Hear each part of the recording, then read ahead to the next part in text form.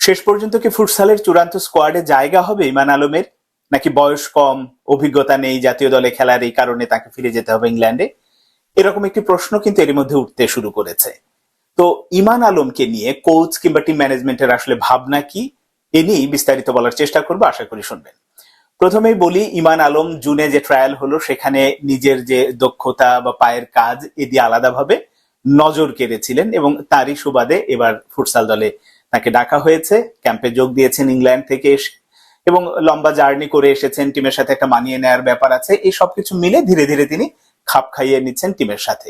এখন এই যে তিনি আসলে চূড়ান্ত স্কোয়াডে, ক্যাম্প তো শুরু হয়েছে বোধহয় 20 বা 21 জনকে নিয়ে, এখান থেকে 16 বা 18 জনের একটা স্কোয়াড যাবে মূল পর্বে খেলতে বা আসল টুর্নামেন্ট খেলতে। সেখানে আসলে ইমান আলমের জায়গা হবে কিনা সেই জায়গা নিয়ে কোচ এখনো আসলে সরাসরি কোনো মন্তব্য করেননি, কোচের মন্তব্য পাওয়া যায়নি। কিন্তু টিম ম্যানেজমেন্টের সঙ্গে যারা আছেন তাদের সাথে কথা বলে যেটা জেনেছি যে হ্যাঁ, ইমান আলমের ওপরে এখন পর্যন্ত কোচ যতটুকু যে কয়টা সেশন দেখেছে তাতে মোটামুটি সন্তুষ্ট। মানে তিনি যে বাংলাদেশের ভবিষ্যৎ একজন ফুটসালের তারকা হয়ে উঠবেন এইটা তিনি বিশ্বাস করেন বা দেখেছেন তার মধ্যে ওই সম্ভাবনাটা। কিন্তু তিনি এখনো বয়সে অনেক কম।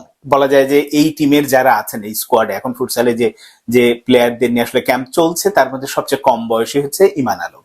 কিন্তু তার যে পায়ের দক্ষতা, পায়ের কারিকুরি, এই ব্যাপারটা আলাদাভাবে অন্যদের চেয়ে তাকে আলাদা করে রাখে। কিন্তু শুধুমাত্র ওটা থাকলেই তো হবে না, জাতীয় দলে খেলা বা এইরকম বড়দের সাথে মানিয়ে নেওয়ার যে ব্যাপারটা সেটাও থাকতে হবে। এবং তিনি যে ইংল্যান্ডে যেখানে আসলে খেলেন ওখানে যে নিয়মিত ফুটসালের ম্যাচ খেলেন এরকমটাও কিন্তু টিম ম্যানেজমেন্টে যারা আছে তারা বলছে না। ফলে তিনি হয়তো হ্যাঁ নিজের প্র্যাকটিস করা বা বিভিন্ন ভাবে কারিকুরি দেখানো সেটা করে থাকেন, কিন্তু মূল যে ম্যাচটা আসলে কম্পিটিটিভ ম্যাচ আর প্র্যাকটিস কিন্তু আলাদা জিনিস। সেই জায়গাটাতে ইমান আলমের খানিকটা ঘাটতি আছে, কিন্তু এই ঘাটতি পুষিয়ে নেয়ার ক্ষমতা ইমান আলমের আছে, এটা বিশ্বাস করেন টিম ম্যানেজমেন্টের সঙ্গে আছে।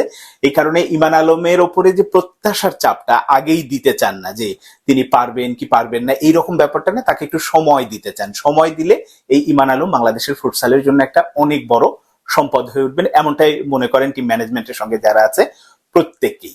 এখন এই যে ইমান আলমকে চূড়ান্ত স্কোয়াডে রাখা হবে কিনা, টিম ম্যানেজমেন্টের যে মতামত বা যে যদি তাদের অবজারভেশন যে হ্যাঁ সম্ভবত তিনি যাচ্ছেন, চূড়ান্ত স্কোয়াডে থাকবেন।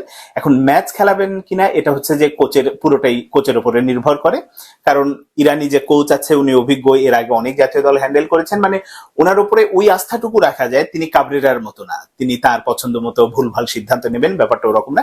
এখন দেখা যাক শেষ পর্যন্ত। কিন্তু ইমান আলম যে চূড়ান্ত স্কোয়াডে থাইল্যান্ডে যাচ্ছেন এ নিয়ে কোনো সংশয় নেই। এখন ম্যাচ খেলবেন কিনা সেটা পরের বিষয়। এই টিমের ক্যাপ্টেন আবার একসময় জাতীয় দলে জেমিদের সময় ডাক পেয়েছিলেন, ফুটবল দলে 2টো ম্যাচও খেলেছিলেন। আপনাদের নিশ্চয়ই রাহবারের কথা মনে আছে, তিনিও কানাডা প্রবাসী, তিনি দলের সাথে যোগ দেবেন সরাসরি থাইল্যান্ডে। সবকিছু মিলে এখন যে অবস্থায় আছে ইমান আলম সম্পর্কে যে এক ধরনের উচ্চাশা বলি হাইপ তৈরি হয়েছে, আমরা প্রত্যেকে বিভিন্ন জায়গা থেকে কথা বলছি, তো এই চাপটা যাতে ইমান আলমের উপরে না যায়, তিনি যাতে আসলে কি বলবো যে তাকে ঘিরে যে এত প্রত্যাশা, এত কিছু হচ্ছে, তিনি বড় তারকা হয়ে গেছেন, এই ব্যাপারটা আসলে বুঝতে দিতে চান না।